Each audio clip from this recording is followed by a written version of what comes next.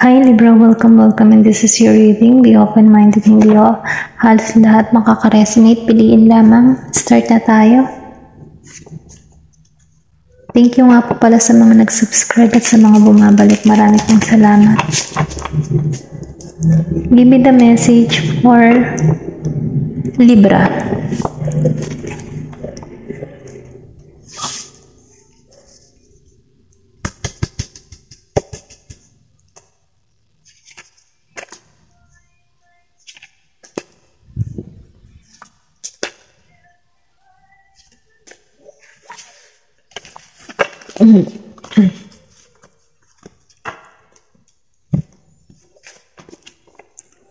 Okay, na lumabas dito, 9 of Cups, fulfillment, then resilience,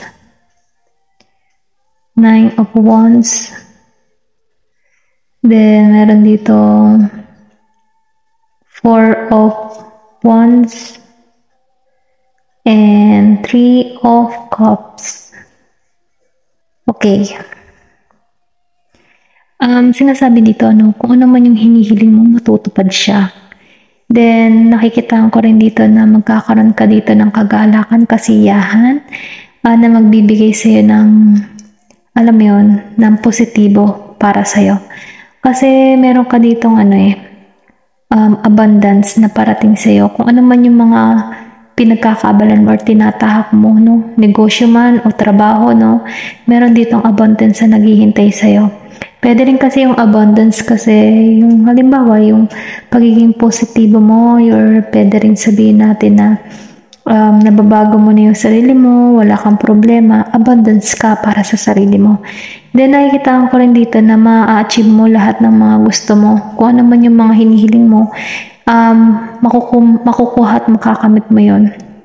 Kasi nakikita ko rin dito yung iba sa inyo, confidence sa kanyang mga ginagawa, kung ano man yung pinagkakabalan, confidence siya sa kanyang sarili. Then dahil doon, ito yung magbibigay sa'yo, ma-attract mo yung positibo. Then ma-achieve mo yung mga gusto mo mangyari sa buhay mo dahil ikaw yung umaasa na darating at darating ito sa'yo, yung tagumpay.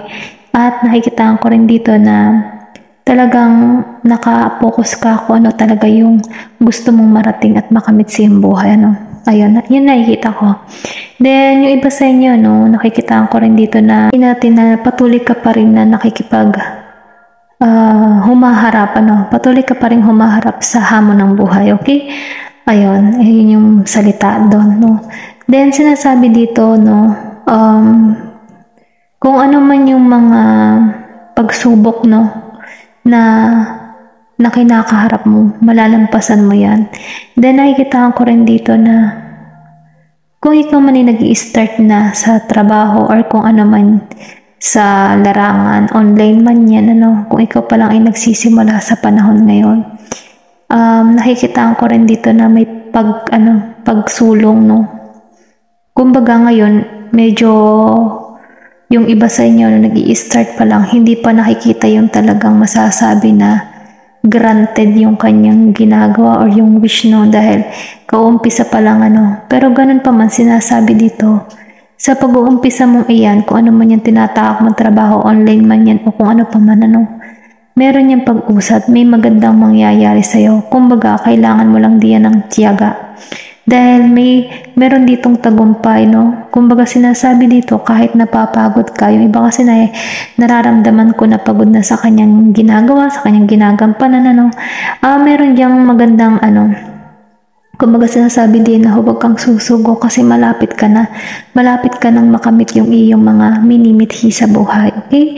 Then sinasabi dito na maibabalik mong muli yung iyong lakas kasi maybe yung iba sa inyo napupuyat sa trabaho or pwede rin sabihin na napapagod na, overpating na sa kanyang klase ng trabaho ang ginagampanan, lalo-lalo na yung mga physical na trabaho, nakikita ko rito na huwag ka daw susuko, Kumbaga, dyan sa yung nararanasan na yung nararanasan mong iyan, merong niyang kapalit na tagumpay. Then, nakikita ko rin dito, yung iba kasi, sobrang sinubok din ng tadhana, ang daming hamon sa buhay, Then, sinasabi dito, kahit marami kang hamon sa buhay, malapit ka ng magtagumpay. Kailangan mo lamang ay magtiwala ka sa Diyos, no?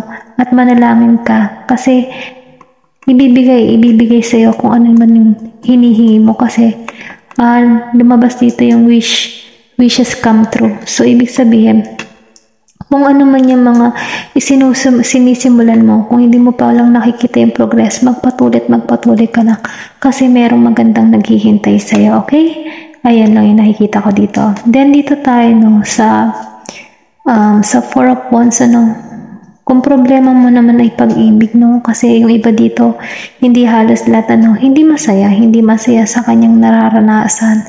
Maybe malungkot din yung buhay mo may asawa kasi yung tipo ng hindi sa malungkot ka sa asawa mo or sa kinakasama mo, yung tipong nalulungkot ka sa sitwasyon ng buhay nyo.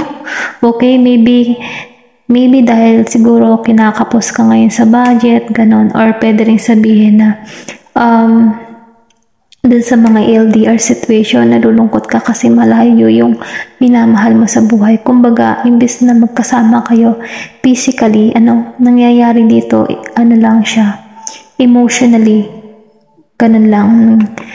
Kumbaga, malayo pa sa isa't isa, may hindi pa pagkikita. And then sa iba naman, doon sa mga may feeling na sa mga may buhay mag-asawa, no? Kahit magkasama kayo, nalulungkot ka kasi hindi mo maranasan din na kumbaga maybe sa financial din, kaya medyo nagigipit ka, or pwede rin sabihin na magkasama nga kayo.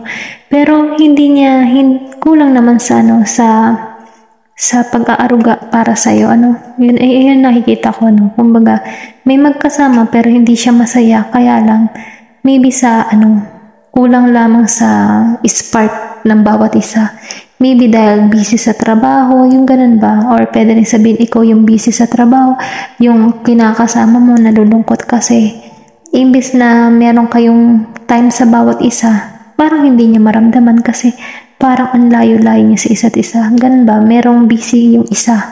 Okay? Dahil doon, nakakaramdam ng kalungkutan yung isa. Feeling niya, wala din siyang kasama kasi hindi niya maramdaman na meron siyang kinakasama or asawa. Okay? Yun lang nakikita ko kasi meron ditong ganun yung nararamdaman, or meron din ditong tao na inalisan. Okay? Meron ditong umalis na tao.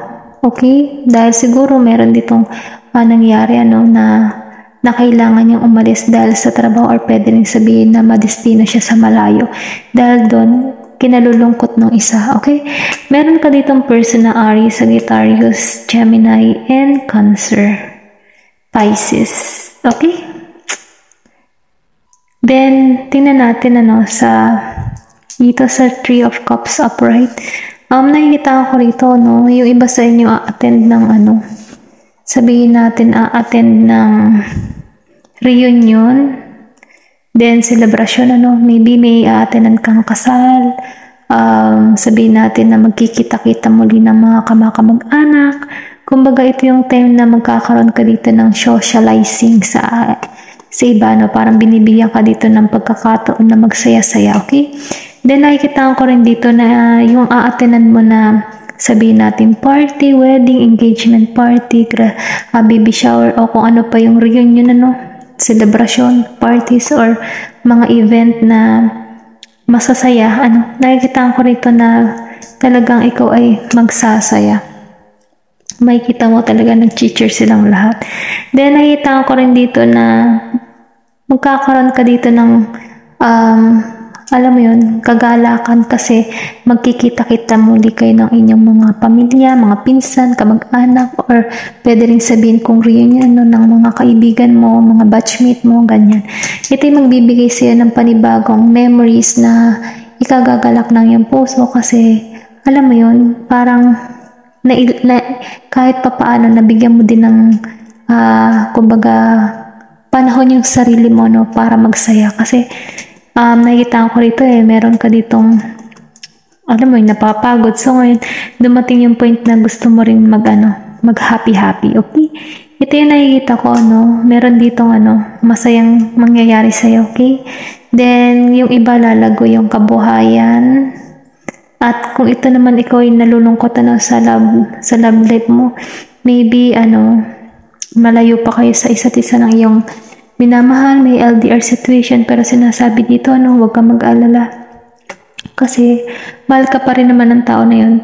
Kung halimbawa naman sa magkasama or mag-asawa na feeling nalulungkot kasi walang panahon sa kanya yung asawa niyo or kanyang ka-live-in partner o kung ano pa man sinasabi dito, mahal ka ng tao na ito, kaya lang mas nakatuon siya sa sabihin natin sa kabuhayan or sabihin sa trabaho, dahil yun naman ay para din sa inyo, okay?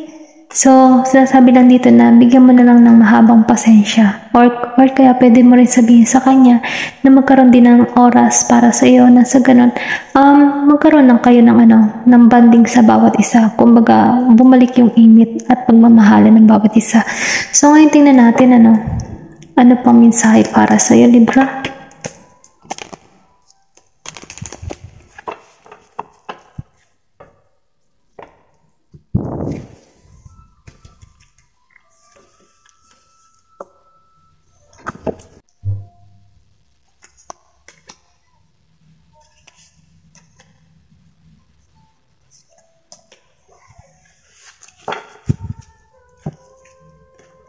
Okay, discovery, prayer, then complacency.